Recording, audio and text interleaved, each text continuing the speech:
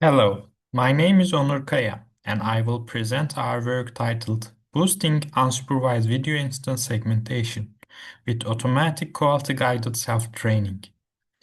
Video instance segmentation is the challenging task of simultaneously detecting, segmenting, and tracking object instances across video sequence. And it has many applications in autonomous driving, video content editing, and others. However, training high-performance VIS models typically requires pixel-level annotations across frames in multiple videos.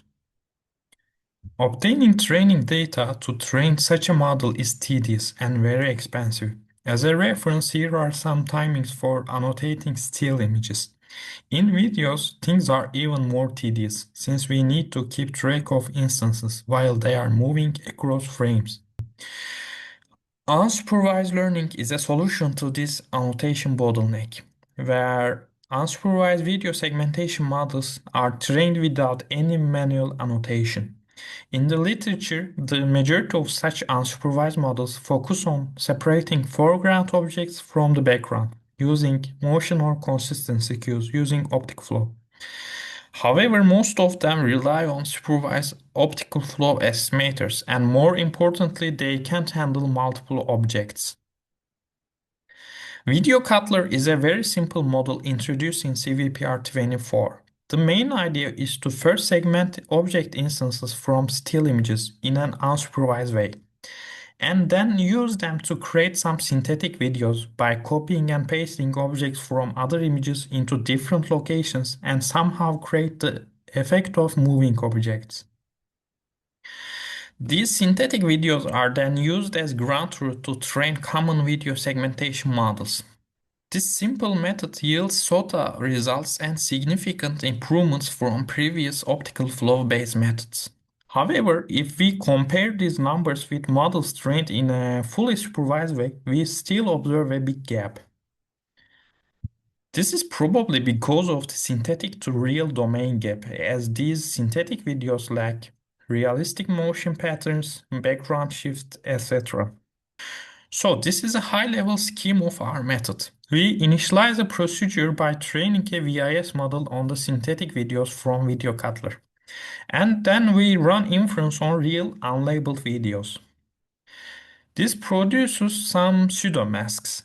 Then we filter these pseudo-masks using a mask quality prediction. After this quality assessment step, we add only the good ones to retrain our VIS model.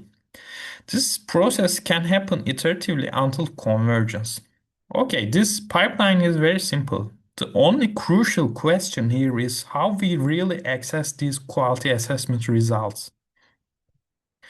To do this, we start by building on top of the VIS model we use. This here is the video mask deformer architecture. Similar to prior work for other models, we found that the classification confidence score here doesn't correlate well with the actual quality, actual IOU of the prediction. Therefore, we introduce an extra branch to the model that takes as input the features of the last layer of the pixel encoder, the predicted masks, and via some convolutional and MLP layers, we learn how to regress the IOU score of the predicted mask. The final quality score that we use comes from the multiplication of this IOU score and the original class confidence score. So, we jointly pre-trained this mask prediction hat and the quality prediction hat on VideoCUTLER's synthetic videos. And we use this final quality score to filter only the good pseudo masks to retrain our model in the multi-round self-training loop. However, even after this quality filtering, the pseudo-labels we obtain are only partial and incomplete, meaning that not all objects in the frames are pseudo-labeled. And we found that we need to take this into account in our loss function. To train our mascat with these incomplete labels, we use the drop loss. L vanilla here is the original mascat loss of the model. And the IOU max is the maximum overlap between the predicted mask and any pseudo ground truth mask. This loss encourages the model to discover more objects. So if we predict something that doesn't overlap with any of the pseudo ground truths, we don't penalize our VIS model. Our loss is zero in that case. And if the predicted mask overlaps with any pseudo ground truth, then the loss behaves exactly like a vanilla video mask deformer loss.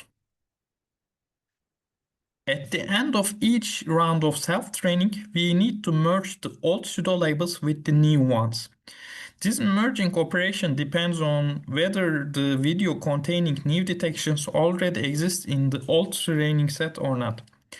For novel videos, we simply insert all qualified detections. However, for already existing videos, we implement a smart instance-level fusion protocol that merges new predictions with old annotations while preserving temporal consistency.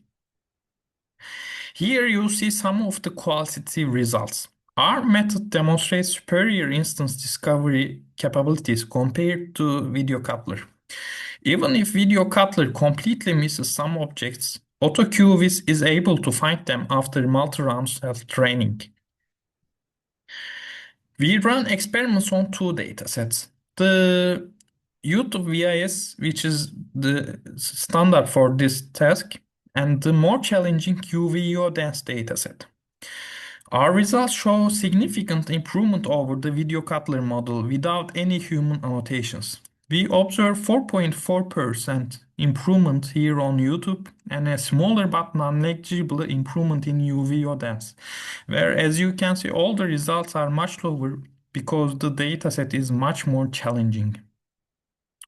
We compare our predicted quality score and the standard class confidence score. Our quality score correlates better with the actual IOU score. We also compare the average actual IOU scores and predicted quality scores across different object area categories, small, medium, and large. The results demonstrate a strong alignment between our quality score and the ground truth IOU, with only a partial overestimation for large objects.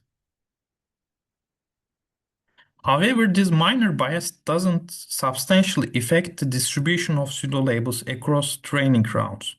Object area distributions remain stable across different rounds, as you can see.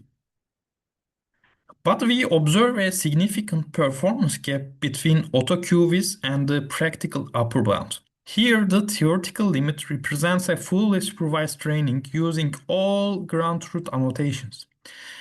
And the practical limit represents an oracle experiment that simulates perfect pseudo-label selection by using the actual IOU scores instead of predicted quality scores.